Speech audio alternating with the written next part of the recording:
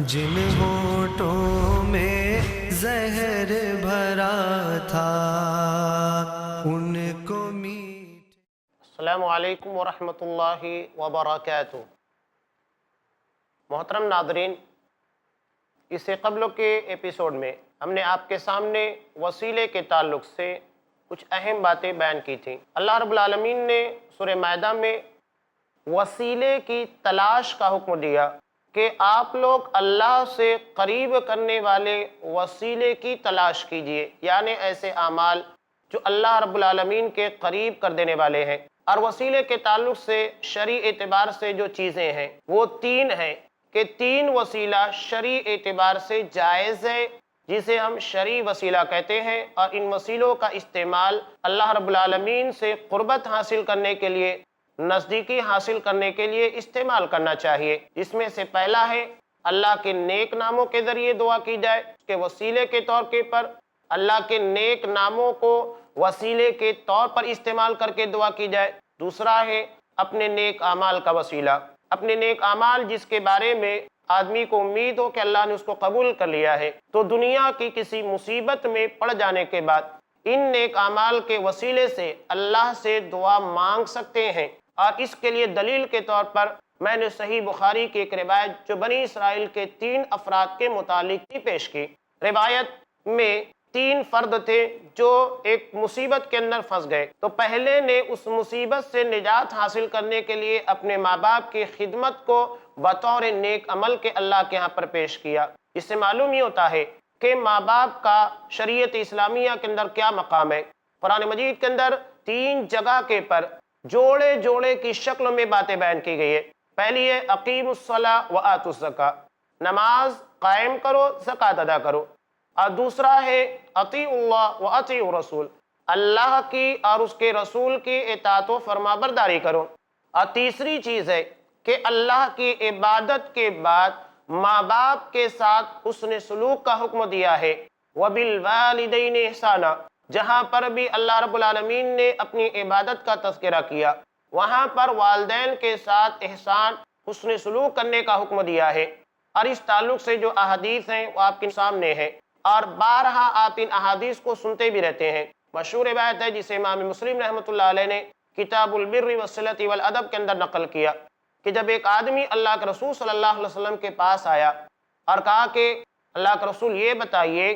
کہ من احق الناس بحسن صحابتی، لوگوں میں سب سے زیادہ میرے بہترین سلوک کا اور بہترین طریقے کا، احسان مندی کا کون مستحق ہے؟ اللہ کے رسول صلی اللہ علیہ وسلم نے کہا امک، تمہاری ماں۔ اس نے پھر یہی سوال کیا، اللہ کے رسول نے کہا کہ امک، تمہاری ماں۔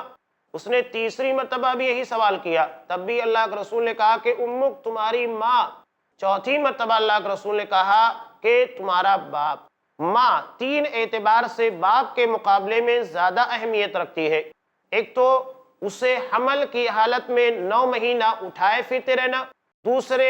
بچے کی پیدائش کے وقت کی شدت اور تکلیف، اور تیسرے دودھ پلانے کی مدت اور بچے کی پرورش۔ یہ تینوں مرحلہ ماں کو اپنے بلبوتے کے پر مصیبتوں کو جھیلتے ہوئے، مشکلات کو اٹھاتے ہوئے طے کرنا پڑتا ہے۔ تو یہ ماں باپ کا مقام ہے شریعت اسلامیہ کی نگاہ میں۔ اس مقام کو سامنے رکھتے ہوئے ہمیں اللہ رب العالمین کی عبادت کے ساتھ ہی ساتھ اپنے ماں باپ کے ساتھ حسن سلوک کرنا چاہیے۔ کسی بھی طریقے سے اپنی ذات سے انہیں تکلیف نہ پہنچائی جائے، بلکہ قرآن مجید کہتا ہے وَلَا تَقُلْ لَهُمَا أُفٍّ وَلَا تَنْهَرْهُمَا وَقُلْ لَهُمَا قَوْلًا كَرِيمًا، کہ اپنے ماں باپ کو کبھی اف تک نہ کہنا، انہیں جھڑکنا نہیں،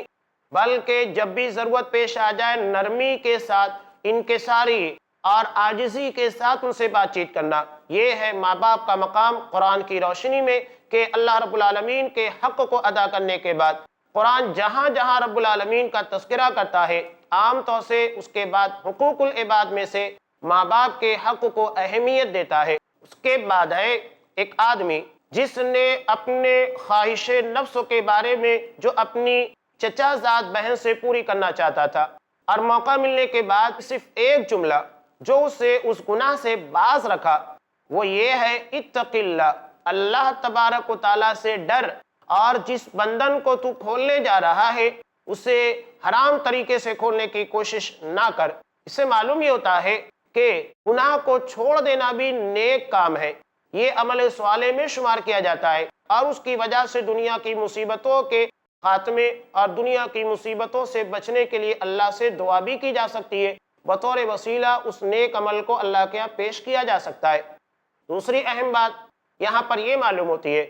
کہ عورت یہ دراصل ایسے مقام کے پر بھی کسی کو برائی سے روک سکتی ہے، دعوت کا فریضہ انجام دے سکتی ہے، جہاں پر آدمی مکمل طریقے سے اپنے نفس کے قابو میں ہو، اس کے کہنے کی وجہ سے اور اس کے خبردار کرنے کی وجہ سے۔ جبکہ اس موڑ کے پر کوئی آدمی ایسی تنہائی، ایسے موقع کو پانے کے بعد کبھی بھی باز نہیں آتا ہے، اس عورت نے دعوت و تبلیغ کا بہترین فریضہ انجام دیا، جس کی وجہ سے وہ آدمی زناکاری اور بدکاری سے اپنے آپ کو محفوظ کر لیا۔ اور تیسری بات ہے کہ مزدوروں کے ساتھ حسن سلوک کیا جائے اور ان کی مزدوری کو صحیح طریقے سے دیا جائے۔ اگر کسی طریقے سے وہ اپنی اجرت اور مزدوری نہ لے سکے، اس کا مطلب یہ نہیں ہے کہ ان کی اجرت اور مزدوری کو ضائع اور برباد کر دیا جائے، بلکہ ایماندارانہ طریقے سے اسے محفوظ رکھا جائے اور مزدور تک پہنچانے کی کوشش کی جائے۔ یا کسی کے مال کو اپنے پاس رکھنے کی وجہ سے اگر اس میں تجارت کی وجہ سے فائدہ ہو رہا ہے، تجارت میں اس کو استعمال کر لیا گیا ہے، تو امانت کا تقاضا یہ ہے کہ مکمل طریقے سے اس کی ساری پراپرٹی کو، سارے مال کو اس کے حوالے کر دیا جائے، کوئی خیانت نہ کی جائے۔ یہ نیک عمل ہے جو ہمارے لیے دنیا کے اندر بھی کام آنے والے ہیں، اور انشاءاللہ شرف قبولیت حاصل کرنے کے بعد یہ رب العالمین کے ہاں ہماری نجات کا ذریعہ بنیں گے۔ یعنی نیک اعمال کے بلبوتے پر اللہ ہمیں دنیا کے اندر بھی مصیبتوں سے نجات دیتا ہے، اور آخرت میں بھی انشاءاللہ یہ ہماری مشکلات کے اور بہت ساری پریشانیوں کے خاتمے کا ذریعہ بننے والے ہیں، اور جہنم کے عذاب سے بچانے کا بھی ذریعہ بنیں گے۔ وسیلے کی تیسری شکل، شرعی طور پر جو وسیلہ اختیار کرنا چاہیے، اس میں نبی کریم صلی اللہ علیہ وسلم کی احادیث سے یہ ثابت ہوتا ہے کہ کسی نیک بندے سے دعا کی درخواست کی جائے، اس کا وسیلہ نہیں استعمال کرنا ہے، بلکہ اس کو دعا کی درخواست کرنا ہے کہ وہ دعا کرتے وقت اللہ سے ہمارے لیے بھی کچھ مانگ لے۔ اور اس کے بارے میں بخاری کی ایک مشہور روایت ہے کہ جب ایک صحابی جو کہ دیہات کے رہنے والے تھے، نبی کریم صلی اللہ علیہ وسلم خطبہ دے رہے تھے، اسی دوران مسجد نبی کے اندر آئے، اور آنے کے بعد نبی کریم صلی اللہ علیہ وسلم سے کہا کہ اللہ کے رسول، راستے بند ہو گئے ہیں، کھیتیاں سوکھ گئی ہیں، جانور اور انسان پیاس کے مارے ہلکان ہو گئے ہیں، پریشان ہو گئے ہیں، آپ اللہ رب العالمین سے دعا کیجئے کہ وہ ہمیں بارش سے نواز دے۔ چنانچہ آپ صلی اللہ علیہ وسلم خطبے کے دوران ہی اللہ تبارک و تعالیٰ کی بارگاہ میں اپنے ہاتھوں کو اٹھا دیا اور اللہ سے دعا مانگی کہ پروردگار تو ہمیں بارش دے، ہم حیران و پریشان ہیں اور ہماری کھیتیاں سوکھ رہی ہے، جانور ہلکان ہو رہے ہیں، پریشان ہو رہے ہیں، تو ہمیں بارش دے تاکہ یہ مصیبت ہم سے چھٹ جائے۔ ابھی جمعہ ختم نہیں ہوا، لوگ ابھی راستے میں تھے کہ بادل جو کہ ایک ڈھال کی شکل میں آیا تھا، یہ مدینہ کے پر پھیلنا شروع ہو گیا، اور اس کے پھیلنے کے بعد اتنی شاندار اور زبردست بارش ہوئی کہ نالے بہنا شروع ہو گئے، جگہ جگہ کے پر پانی ہی نظر آ رہا تھا۔ اب وہی بندہ اگلے ہفتے آ کر جمعہ کے دن اللہ کے رسول سے مطالبہ کرتا ہے کہ اللہ کے رسول، آپ اللہ سے دعا کیجئے کہ بارش رک جائے، اس لیے کہ پانی بہت ہی زیادہ ہو گیا ہے۔ تب اللہ کے رسول صلی اللہ علیہ وسلم نے کہا کہ اللہ، تو بارش کو اطراف کے علاقوں میں برسا اور مدینہ سے اس بارش کو ہٹا لے تاکہ لوگوں کے لیے پریشانی کا ذریعہ نہ بنے۔ تب اللہ رب العالمین نے مدینہ کے اوپر سے بادل کو ہٹا دیا اور اطراف کے علاقوں میں بارش برسنا شروع ہو گئی۔ تو یہ ہے کسی نیک آدمی سے اپنے حق میں دعا کی درخواست کرنا، اس کے ذریعے سے اللہ سے دعا کروانا۔ یہ تین وسیلے ہیں جو شرعی اعتبار سے جائز ہیں، اور انہی تین وسیلوں کا استعمال کرنا چاہیے، اور اسی دائرے میں رہ کر اللہ رب العالمین سے دعائیں مانگتے رہنا چاہیے۔ یہ وسیلے ہیں اور اسی بات کا اللہ نے ہمیں حکم دیا ہے۔ اس کے بعد قرآن مجید کہتا ہے وَجَاهِدُوا فِي سَبِيلِ، اللہ کے راستے میں مجاہدہ کیا جائے۔ مجاہدے کے لیے، کوشش کے لیے اللہ رب العالمین سب سے اہم بات سورہ فرقان کے اندر بیان فرماتا ہے وَجَاهِدْهُمْ بِهِ جِهَادًا كَبِيرًا، کہ اس قرآن کے ذریعے آپ سب سے بڑا جہاد کیجئے، یعنی اللہ کی اس آخری کتاب جو روئے زمین کے پر آخری نبی کے پر آخری امت کے پر نازل کی گئی ہے۔ اس کے بعد کوئی کتاب اترنے والی نہیں ہے، کوئی آسمانی ہدایت انسانوں کے لیے آنے والی نہیں ہے، تا قیامت یہی لوگوں کی ہدایت کا ذریعہ بنے گی۔ اسے اللہ کے ایک ایک بندے تک پہنچانے کی کوشش کی جائے، یہ سب سے بڑا جہاد ہے۔ یعنی قرآن کے پیغام کو عام کرنا، قرآن کی تعلیم کے پر عمل کرنا، قرآن کے مطالبات کے مطابق اپنی زندگی کو گزارنا، یہ سب سے بڑا جہاد ہے۔ اور اسی کے بارے میں قرآن مجید کہہ رہا ہے مجاہدہ کیا جائے، کوششیں کی جائے۔ اور اللہ تبارک و تعالیٰ مجاہدے کے تعلق سے، اس کی راہ میں کوشش کرنے کے تعلق سے بہت ہی پیاری بات سورہ عنکبوت کے اخیر میں ارشاد فرماتا ہے وَالَّذِينَ جَاهَدُوا فِينَا لَنَهْدِيَنَّهُمْ سُبُلَنَا، کہ جو لوگ ہمارے راستے میں مجاہدہ کرتے رہتے ہیں، کوششیں کرتے رہتے ہیں، ہم انہیں مزید راستوں کے بارے میں ہدایت دیتے ہیں، ان کے سامنے راہیں کھول دیتے ہیں۔ وہ ایک راستے کے پر چلتے ہیں، انیک راستے اللہ تبارک و تعالیٰ ان کو بتاتا ہے تاکہ نیکی کے ان راستوں کے پر بھی وہ چلنے لگ جائیں۔ تو اسی بات کا اللہ نے یہاں پر ہمیں حکم دیا۔ اور مجاہدے کے تعلق سے یعنی ایک دوسرے سے بڑھ کر کوششیں کرنے، نیکیاں کرنے کے تعلق سے اصحاب اکرام کا عمل بھی بالکل واضح ہے۔ حضرت امام بخاری رحمۃ اللہ علیہ نے نقل کیا ہے کہ انصار اور مہاجرین میں کچھ اصحاب اکرام تھے جو کہ غریب تھے، اللہ نے ان کو دولت اتنی عنایت نہیں کی تھی۔ اب ان لوگوں نے نبی کریم صلی اللہ علیہ وسلم کے پاس آ کر شکایت کی کہ اللہ کے رسول، جو مالدار ہیں یہ لوگ ہم سے آگے بڑھ گئے، اس لیے کہ عبادت کرنے کے ساتھ ساتھ اپنے مال کو اللہ کی راہ میں خرچ کرتے ہیں، یہ ہم سے آگے نکل گئے۔ آپ ہمیں کوئی ایسا عمل بتائیے کہ ہم ان سے آگے نکل جائیں۔ یہی کمپٹیشن ہے، یہی مجاہدہ ہے، ایک دوسرے سے بڑھ کر کوشش کرنے کا جذبہ جو ہمیں اختیار کرنا چاہیے۔ اور یہ اصحاب کرام کا کمپٹیشن تھا۔ اصحاب کرام کیسے کمپٹیشن کر رہے تھے؟ نیکیوں میں ایک دوسرے سے آگے بڑھنے کی کوشش کیا کرتے تھے۔ اس واقعے کے اندر آگے چل کر بیان کی جانے والی ہے، چونکہ وقت ہو چکا ہے ایک وقفے کا۔ وقفے کے بعد انشاءاللہ اصحاب کرام کے درمیان جو مقابلہ آ رہی تھی، ایک دوسرے سے بڑھ چڑھ کرنے کا جذبہ تھا، ہم اسے آپ کے سامنے لے کر حاضر ہوں گے۔ تب تک کے لیے دیجیے اجازت۔ السلام علیکم ورحمۃ اللہ وبرکاتہ۔ انگاروں کو پھول بنایا، کم علمی دھکیلتی ہے گمراہی کے دلدل میں۔ جو لوگ سود کھا رہے ہیں، کھلا رہے ہیں اور اس کے کاروبار میں کسی بھی طرح سے شریک ہے، اللہ اور اس کے رسول سے جنگ کر رہے ہیں۔ شک و شبہات کے جنگل میں سارے لوگ ایک تھے، پھر کیا ہوا؟ شیطانوں نے اتنی بنیادیں پیش کی کہ ہر ایک آدمی الگ ہوتا چلا گیا۔ کیونکہ جہالت ایک بیماری ہے۔ ذات باری تعالیٰ کا انکار کرنے والا اس بنیاد پر کہ ہمیں دکھائی کیوں نہیں دیتا، وہ احمق کہلائے گا، عقل مند نہیں ہے وہ۔ مگر اسلام میں بیداری ہے۔ شیطان کبھی بھی کوئی بھی راستہ دکھاتا ہے، ہمیں پہچاننے کے لیے ایک راستہ موجود ہے کتاب و سنت میں۔ پوچھو تو صحیح شیخ رضا اللہ عبد الکریم مدنی سے، زندگی کی تاریکیوں سے نکل کے اجالے کی طرف لانے والی واحد روشنی، ہر جمعہ رات 8 بجے صرف i+ ٹی وی پر، بہتر زندگی کے لیے۔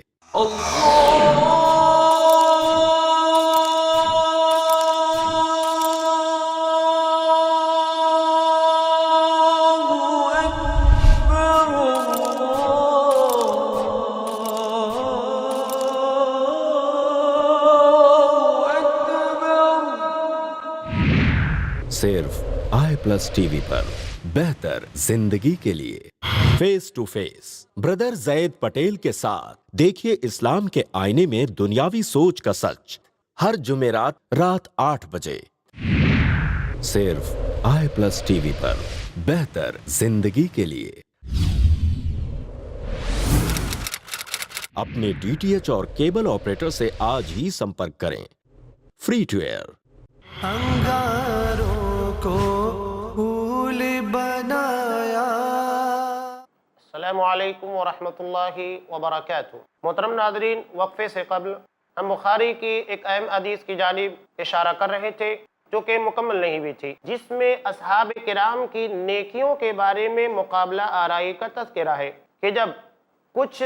نادار غریب قسموں کے اصحاب کرام نے نبی کریم صلی اللہ علیہ وسلم سے شکایت کی کہ مالدار اصحاب کرام اپنے مال کو اللہ کی راہ میں خرچ کرنے کی وجہ سے ہم سے آگے نکل گئے، تو اللہ کے رسول صلی اللہ علیہ وسلم نے ان کے مطالبے کے پر ہر فرض نماز کے بعد سبحان اللہ، الحمدللہ، اللہ اکبر ان تسبیحات کے پڑھنے کا حکم دیا۔ چنانچہ وہ لوگ اس کام کو کرنے لگے، تسبیحات کر رہے ہیں، تکبیر پڑھ رہے ہیں، اللہ کی حمد و ثنا بیان کر رہے ہیں۔ اب کچھ دنوں کے بعد جو مالدار اصحاب کرام تھے، اللہ نے جن کو مال و دولت سے نوازا تھا، انہیں بھی معلوم پڑ گیا کہ ہر فرض نماز کے بعد ان تسبیحات کو، تحمید کو، تکبیر کو پڑھنا چاہیے۔ اب وہ لوگ بھی اس عمل کو کرنے لگ گئے۔ اب اس کے بعد اصحاب کرام جو کہ غریب اور نادار تھے، یہ پھر نبی کریم صلی اللہ علیہ وسلم کے پاس آئے اور کہنے لگے کہ اللہ کا رسول، ہم جو نیکی کر رہے تھے وہ مالدار اصحاب کرام کو بھی معلوم پڑ چکی ہے،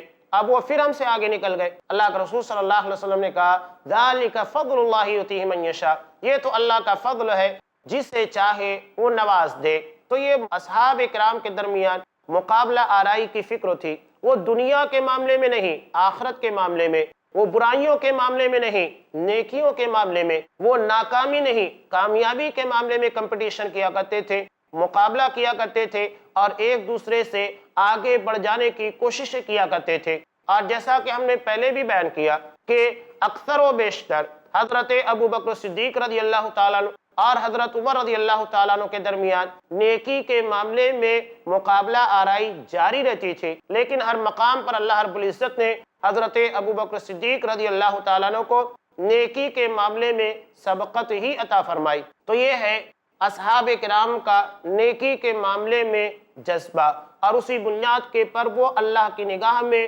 محبوب ترین ہوتے گئے، اور اللہ نے ان کو رضی اللہ عنہم ورضوا عنہ کا خطاب عطا فرمایا کہ اللہ ان سے راضی اور وہ اللہ سے راضی۔ تو اس آیت میں اللہ نے تقوی اختیار کرنے کا حکم دیا، وسیلے کے تعلق سے حکم دیا کہ وسیلے کی تلاش کی جائے، یعنی ایسے نیک اعمال جو اللہ کے قریب کر دینے والے ہیں، اور اس کے بعد مجاہدے کا،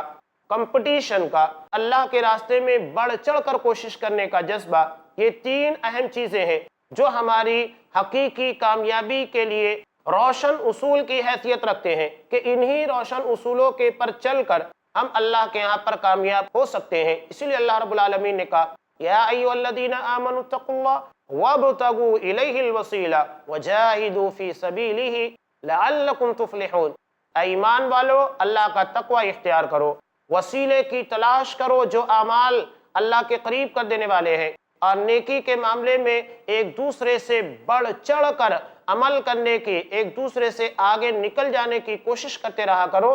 اور اس کے بعد تمہیں وہ کامیابی ملے گی جس کے تم منتظر ہو، جس کے لیے ساری تگ و دو کی جا رہی ہے، ساری محنتیں اور کاوشیں کی جا رہی ہیں۔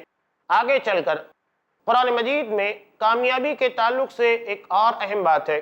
جو کہ ہمارے سماج اور معاشرے میں خواہش نفس کے نام پر جانی جاتی ہے، جسے ہم خواہشات کے نام پر استعمال کر رہے ہیں۔ اس کے تعلق سے قرآن مجید نے قربانی کا مطالبہ کیا،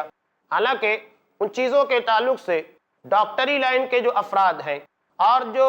طب کے پیشہ ور ہیں، یہ لوگ بخوبی واقف ہیں، یہاں تک کہ ان چیزوں کی پیکٹوں کے پر بھی لکھا رہتا ہے کہ یہ آدمی کی صحت کے لیے جان لیوا ہے، مضر ہے، نقصان دہ ہے۔ اس تعلق سے قرآن مجید بہت اہم بات بیان فرماتا ہے۔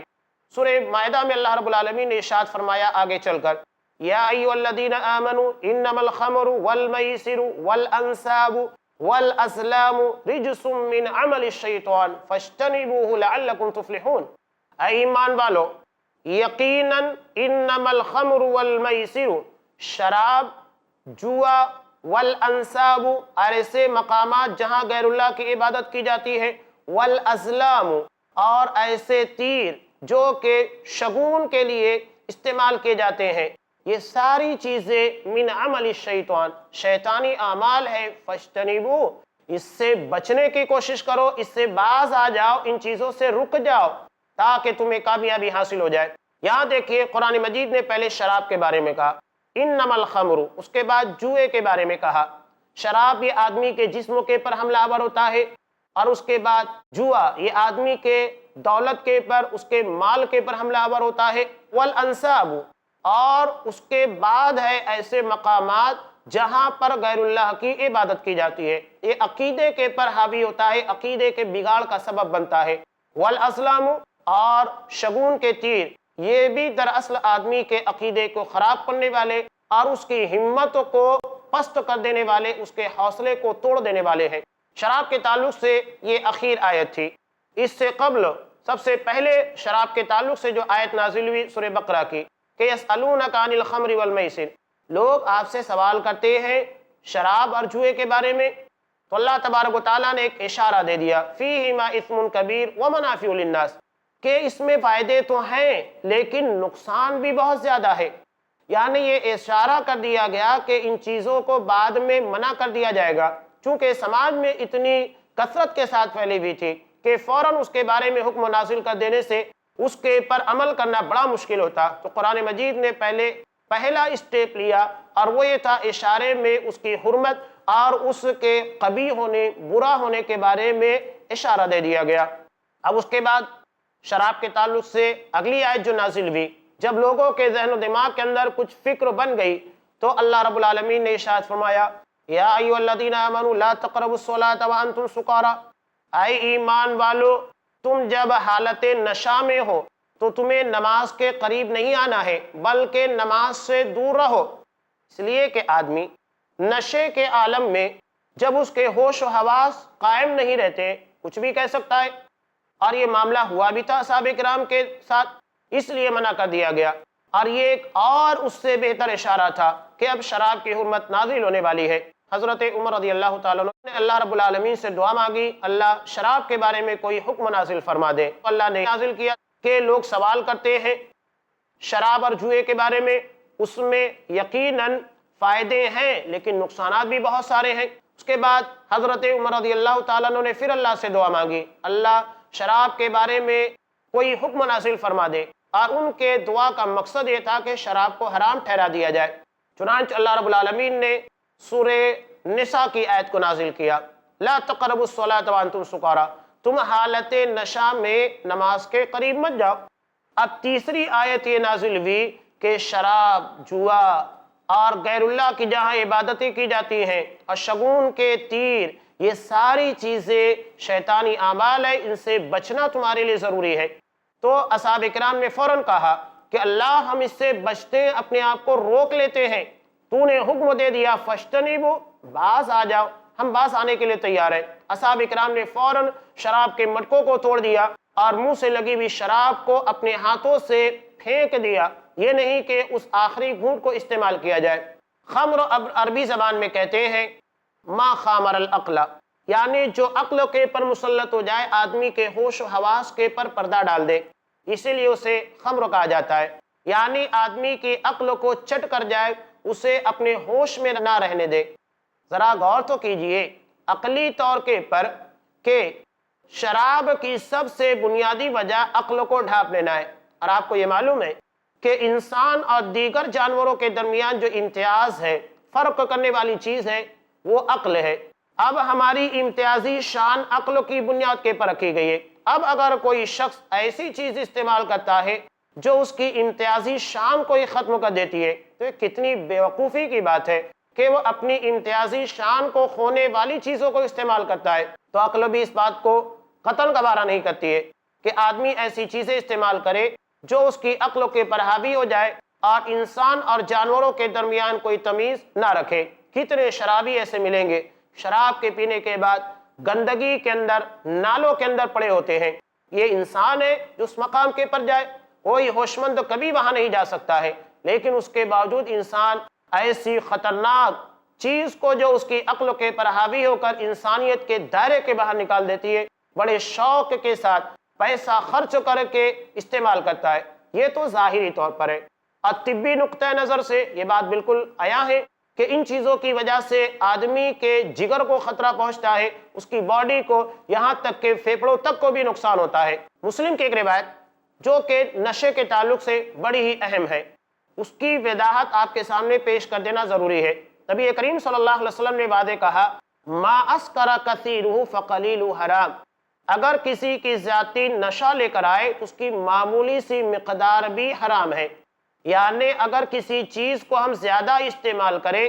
تب وہ ہمارے پر نشے کو طاری کر دیتی ہے تو ہم تھوڑا سا بھی استعمال نہیں کر سکتے، بلکہ وہ چیز معمولی مقدار میں بھی ہمارے لیے حرام ہو جاتی ہے۔ تو لہذا آدمی کو ایسی چیزوں سے بچانا چاہیے۔ ضروری نہیں ہے کہ وہ انگور کی شراب ہو تبھی آپ اس سے باز رہے، بلکہ ہر وہ چیز جو کہ ہماری عقل کے پر حاوی ہو جائے، نشے کے اندر ہمیں ملوث کر دے، اس سے ہم کو بچنا چاہیے، اور وہ شریعت اسلامیہ کی نگاہ کے اندر اور شریعت اسلامیہ کے قانون کے مطابق حرام ہوئے۔ اور حرام کے تعلق سے بات سمجھ لیجئے کہ حرام عربی زبان میں کہتے ہیں المنع الشدید، یعنی کسی چیز کو بڑی شدت کے ساتھ منع کیا جائے اس کو حرام سے تعبیر کیا جاتا ہے۔ المنع الشدید، بہت سختی کے ساتھ اس کو منع کیا گیا ہے۔ تو یہ ہے نشے کے تعلق سے۔ اب اس کے علاوہ ہمارے سماج اور معاشرے کے اندر بہت ساری چیزیں ایسی بھی ہیں جس کا تعلق شراب سے تو نہیں ہے، لیکن وہ چیزیں دراصل ہمارے لیے مسائل پیدا کرتی ہے، نقصان دہ ہے، گرچہ اس کی زیادتی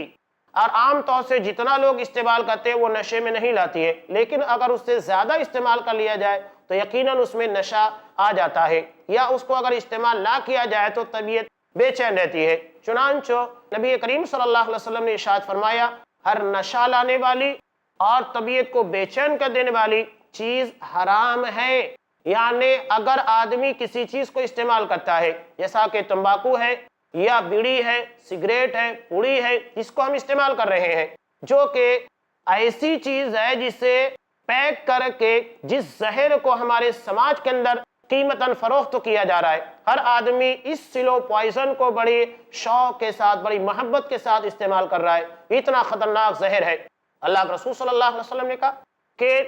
ہر نشہ لانے والی، طبیعت کو بے چین کر دینے والی چیز حرام ہے، اور اللہ کے رسول صلی اللہ علیہ وسلم نے اس کے پر حرمت کا حکم لگا دیا، قطعاً اس کو استعمال نہیں کیا جا سکتا ہے۔ نشہ آور چیزوں کے بارے میں اور ہمارے سماج میں جو اور بھی دیگر چیزیں ہیں اس کے بارے میں انشاءاللہ باتیں آپ کے سامنے جاری رکھی جائے گی، پیش کی جاتی رہیں گی، چونکہ وقت ہو چکا ہے اس ایپیسوڈ کے اختتام کا۔ انشاءاللہ آئندہ ہم اگلے ایپیسوڈ کے اندر اسی موضوع کو آگے بڑھائیں گے۔ تب تک کے لیے دیجیے اجازت۔ السلام علیکم ورحمۃ اللہ وبرکاتہ۔ انگاروں کو پھول بنایا، ذروں کو خورشید کیا، جن ہونٹوں